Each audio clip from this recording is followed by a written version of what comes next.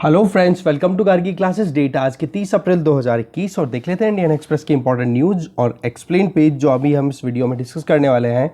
Front page पे फिर से न्यूज़ वही कंटिन्यू है। कोविड-19 को लेकर के जो एक तरीके से अनसर्टेनिटी बनी हुई है, चाहे वो ऑक्सीजन सप्लाई को लेकर के बात करो या फिर वैक्सीन की जो स्टॉक है उसकी अवेलेबिलिटी की बात करो। जैसा कि हमें पता है कि 1 मई से 18 साल या उससे ज़्यादा उम्र के जितने भी इंडिविजुअल्स हैं उन सब को वैक्सीन करने के लिए एलिजिबल हो जाएंगे वो लोग। तो ऐसे में अलग अलग स्टेट गवर्नमेंट्स के कंसर्न्स आ रहे हैं कि भाई हम 1 मई से सबको वैक्सीनेट नहीं कर पाएंगे, क्योंकि ना तो कोविशील्ड के स्टॉक्स हमें सर्टेनली पता है कि कितना हमारे पास अवेलेबिलिटी है, ना कोवैक्सीन के बारे में पता है। तो इसी चीज़ से रिलेटेड है, ज़्यादा कुछ डिस्कस नहीं करेंगे। इधर आप देख सकते हो कि जो बंगाल में इलेक्शन चल रहे हैं, बंगाल में, केरला में, इधर तो एग्जिट काउंटिंग तो 2 मई को होनी है ही, मतलब परसों। बाकी एग्जिट पोल आ चुके हैं, हमारे किसी काम की चीज़ है नहीं ये। बाकी इधर देखोगे ऑक्सीजन सप्लाई की बात की जा रही है, हाई कोर्ट भी इंटरवीन कर रहे हैं, जुडिशरी भी बार बार इंटरवीन कर रही है। अब जुडिशरी कैसे इंटरवीन कर सकती है उससे रिलेटेड आर्टिकल हमने सुबह देखा ही था, ठीक है। तो यहाँ पे भी कुछ ज़्यादा जानने का है नहीं हमारे पास में, ये भी काम का नहीं है, हम डिस्कस नहीं करेंगे। इधर भी कोई काम का नहीं है। देखो माइग्रेंट्स, रिवर्स माइग्रेशन फिर से स्टार्ट हो गया है।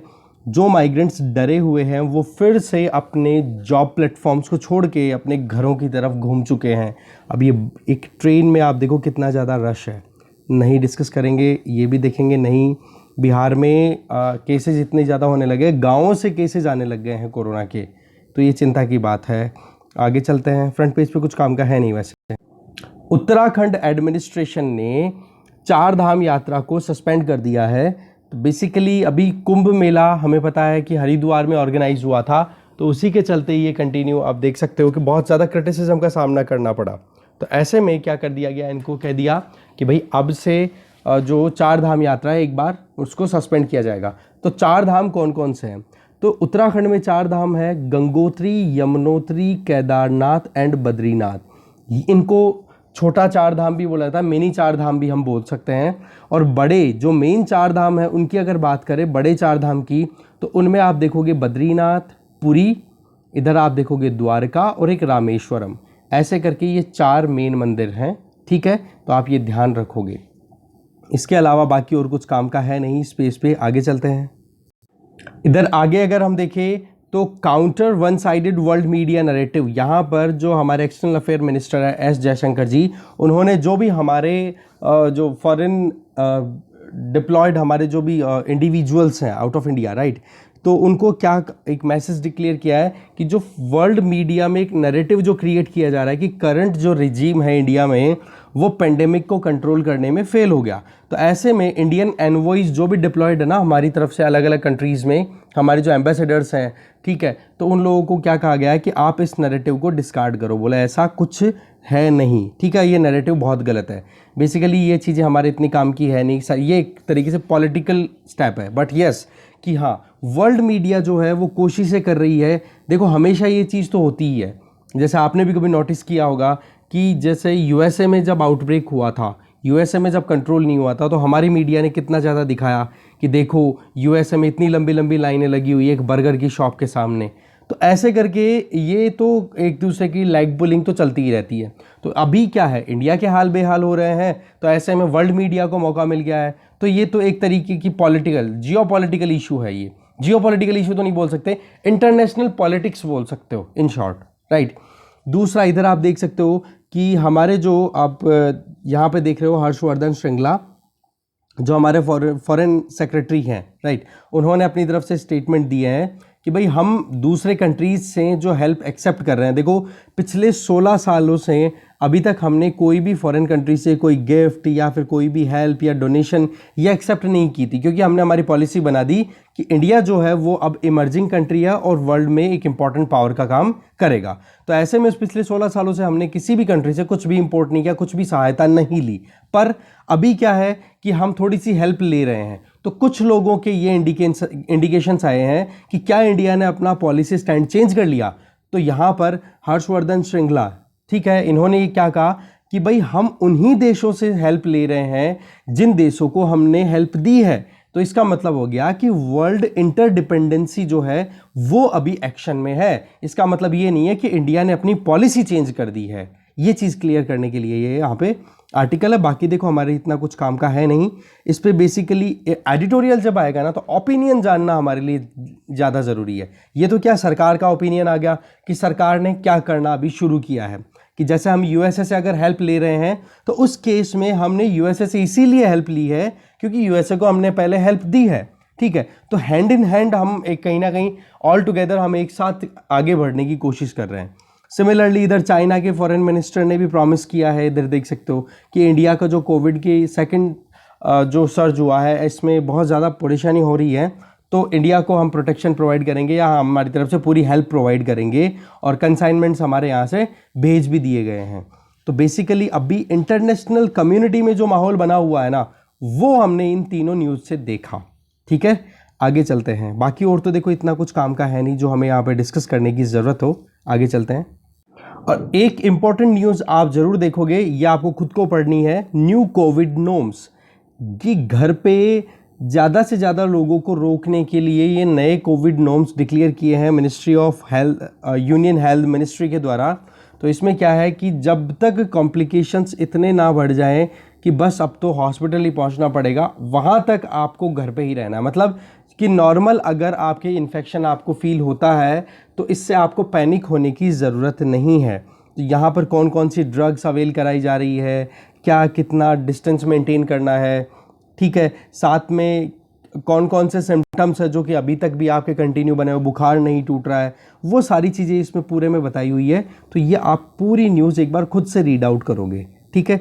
ये क्या है, इंडिविजुअल्स को हमें मुझे पता होना चाहिए, आपको पता होना चाहिए, एक एक जने को। तो ऐसे में आप खुद पढ़ोगे तो ज़्यादा डिटेल ले पाओगे। सिंपल लैंग्वेज है, ज़्यादा कुछ डिफिकल्ट इसमें लैंग्वेज है नहीं, तो ये आपको खुद से पढ़ना है, ठीक है। आगे चलते हैं। नेक्स्ट अगर एक्सप्लेन पेज पे देखिए तो हमारे लिए सामने है how to isolate at home. ये फिर से वही गाइडलाइंस नॉर्म्स उन्हीं के लिए बताया हुआ है, तो आप एक बार ज़रूर देख लें इसको। इसके अलावा सेबी के नए रूल्स मैनेजर्स के लिए, देखो इसको मैं यहीं पे समरी बता देता हूँ, इसमें ज़्यादा कुछ हमारे लिए है नहीं इसलिए ज़्यादा दिमाग नहीं लगाएंगे इस पर। कि म्यूचुअल फंड्स में क्या होता है, म्यूचुअल फंड मतलब बहुत सारे लोग जिनके पास में बहुत थोड़ा थोड़ा पैसा है जो कि इन्वेस्ट करना चाहते हैं कंपनियों के शेयर्स में, तो वो क्या करेंगे, म्यूचुअल फंड के पास में आएंगे और वहाँ पर अपना पैसा एक साथ इकट्ठा कर लेंगे। तो ऐसे में क्या है, बहुत जने लोग मिलकर के एक बंदे को या एक ग्रुप पे ट्रस्ट करते हैं कि हाँ ये बंदा बहुत सही है, इसको नॉलेज है, इसमें इन्वेस्ट करते हैं। तो वो इन्वेस्ट करेगा कहाँ से, वो पैसा जब इकट्ठा हो जाएगा, अमाउंट बड़ा हो जाएगा, और फिर वहाँ पर इन्वेस्टमेंट जो करेंगे उनमें जो मेन बंदे होते हैं, जिसमें आप देख सकते हो नाम दिए हुए हैं यहाँ पे, जैसे यहाँ पे एक तो चीफ एग्जीक्यूटिव ऑफिसर हो गया, या जो मेन इन्वेस्टर होते हैं वो लोग हो गए chief executive officer, chief investment officer, या फिर research head and their direct reportees. ये क्या की प्लेयर्स होते हैं यहाँ पर कि लोगों के पैसे को इन्वेस्ट करने की जिम्मेदारी इन लोगों पर होती है। तो ऐसे में अभी सेबी के नए नॉर्म्स में क्या रूल दिया है कि ये जो फंड मैनेजर है ना, ये जहाँ पर ये जो सीईओ और ये सारे के सारे इन्वेस्टमेंट मैनेजर और ये सारे, बोला इन लोगों की कुछ ना कुछ जवाबदारी हमें फिक्स करनी पड़ेगी क्योंकि ये लोगों का पैसा लगा रहे हैं, तो कहीं कोई लापरवाही तो नहीं बरतते हैं। तो इसके लिए क्या कर दिया कि बोलो फंड मैनेजर को जो कॉम्पनसेशन मिलता है ना, उनका मेहनताना जो मिलता है, बोलो वो मेहनताना का 20% जो है वो अब डिपेंड करेगा कि वो कौन सी कंपनीज पे कौन से शेयर्स में इन्वेस्ट कर रहे हैं उनकी परफॉर्मेंस के बेसिस पे। ऐसे में क्या हो जाएगा कि एक ट्रांसपेरेंसी आ जाएगी, एक कॉन्फिडेंस आ जाएगा इन्वेस्टर्स में, क्योंकि जब ये फंड मैनेजर के पास में पैसा आता है तो इनकी सैलरीज होती है मंथली करोड़ों रुपए में, राइट, मंथली करोड़ों रुपए में इनकी सैलरी होती है। तो ऐसे में अगर लोगों का पैसा इनके पास में आ रहा है तो इनकी जवाबदारी बनानी बहुत ज़रूरी होती है। तो इसी चीज़ को ध्यान में रखते हुए सेबी ने ये नॉर्म डिक्लेयर किए हैं कि भाई म्यूचुअल फंड मैनेजर्स जो है ना, फंड मैनेजर्स, इन लोगों को अब से जो भी पैसा इन्वेस्ट करना पड़ेगा तो इन्वेस्टमेंट में इनका खुद का भी कंसर्न होना ज़रूरी है कि हाँ अगर इन्होंने कहीं पे इन्वेस्ट किया और इन्वेस्टमेंट के चलते अगर लोगों के पैसे को नुकसान ज़्यादा पहुंचने लग गया है तो फिर उससे क्या हो जाएगा कि ये लोग बहुत लापरवाही कर सकते हैं। तो ऐसे में बोला कि इनके कंपनसेशन को भी इनके इन्वेस्टमेंट से ही कनेक्ट कर दो, इससे क्या होगा कि वो अच्छा परफॉर्म करेंगे, मतलब सोच समझ के इन्वेस्ट करेंगे पैसे को। ये चीज़ बताई जा रही है जो कि हमारे इतने काम का है नहीं। इधर ये भी मनी इन्वेस्ट करने के पॉइंट ऑफ व्यू से आप खुद देखना चाहो देख लो, हम डिस्कस नहीं करेंगे, आगे चलते हैं। नेक्स्ट है वर्ल्ड पेज पे अगर हम देखें तो यूनाइटेड स्टेट्स ने अपनी तरफ से स्टेटमेंट दिया है कि हम मिलिट्री को बहुत स्ट्रांग बनाएंगे और हमारी प्रेजेंस जो रहेगी वो इंडो पैसिफिक रीजन में और ज़्यादा स्ट्रेंथन हम करने वाले हैं। तो बेसिकली चाइना का जो चैलेंज अभी यूएसए के सामने है ना, उसको टैकल करने के लिए स्टेटमेंट दिए गए हैं। ओके, तो इसमें ज़्यादा कुछ जानने की ज़रूरत है नहीं हमारे लिए, बाकी मेन जो चीज़ थी वो हमने देखी ली। इधर चाइना यूएसए से अर्ज कर रहा है कि भाई आप अपनी जो फ्रंटलाइन फोर्सेस है ना, उनको चाइना के आसपास के सीज तक मत लेकर के आओ, आप रिस्ट्रेंट बरतो, खुद पे थोड़ी सी लगाम लगाओ। ये बात चाइना ने कही है यूएसए को, तो ये क्या है, टेंशन की बात।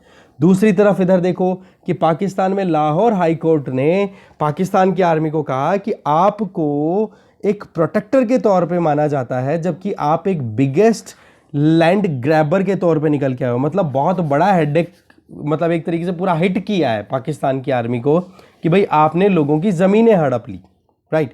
तो ज़्यादा कुछ काम का नहीं है, बस इतना ही है।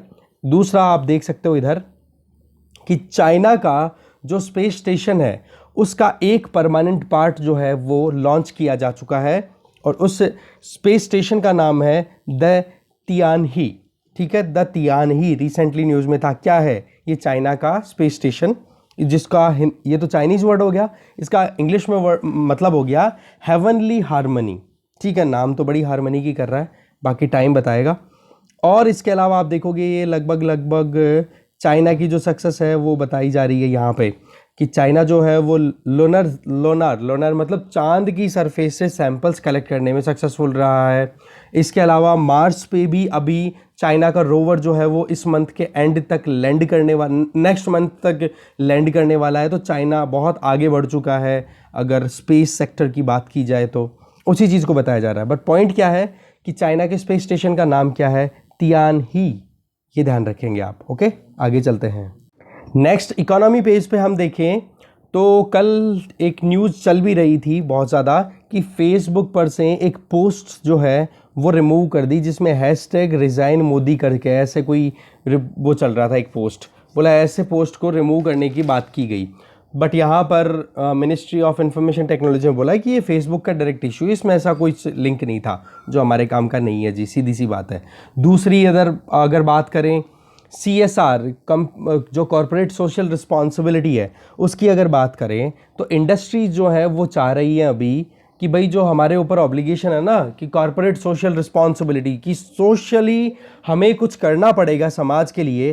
तो ऐसे में अगर हम हमारे स्टाफ को या फिर किसी भी सोसाइटी के सेक्शन को वैक्सीनेशन अगर हम प्रोवाइड कर रहे हैं या स्टाफ की वेलफेयर का काम कर रहे हैं तो उसको भी आप CSR में ही काउंट करो, ये रिक्वेस्ट की जा रही है। तो हमारे लिए इंपॉर्टेंट यहाँ पर क्या हो जाता है, CSR का मतलब। तो CSR देखो, कंपनीज एक्ट 2013, उसके अंतर्गत वो सारी कंपनियां जिनकी मिनिमम नेटवर्थ 500 करोड़ रुपए हो या फिर जिनका टर्नओवर कम से कम 1000 करोड़ रुपए का हो एक साल का, या फिर नेट प्रॉफिट जो है वो 5 करोड़ रुपए का हो, इनमें से कंडीशन जो भी फुलफिल हो रही है पिछले 3 सालों के लिए लगातार, तो उनको अपने पूरे प्रॉफिट में से, एवरेज प्रॉफिट में से 2% जो है वो कॉरपोरेट सोशल रिस्पॉन्सिबिलिटी के तौर पे खर्च करना पड़ेगा। ठीक है, यह ऑब्लिगेशंस डाली गई कॉरपोरेट हाउसेस पे 2013 का जो कंपनीज एक्ट है उसके बेसिस पे। आप देखोगे पिछले साल से अब तक बहुत बार चेंजेस किए जा चुके हैं इस companies corporate social responsibility norms में। जैसे कि कोविड-19 से चलते जिन कंपनीज ने कोविड वैक्सीन अवेयरनेस को स्प्रेड करने का काम किया तो उसमें जो खर्चा आया है उसको भी CSR वाले प्रोविज़न में ही कंसिडर करना शुरू कर दिया।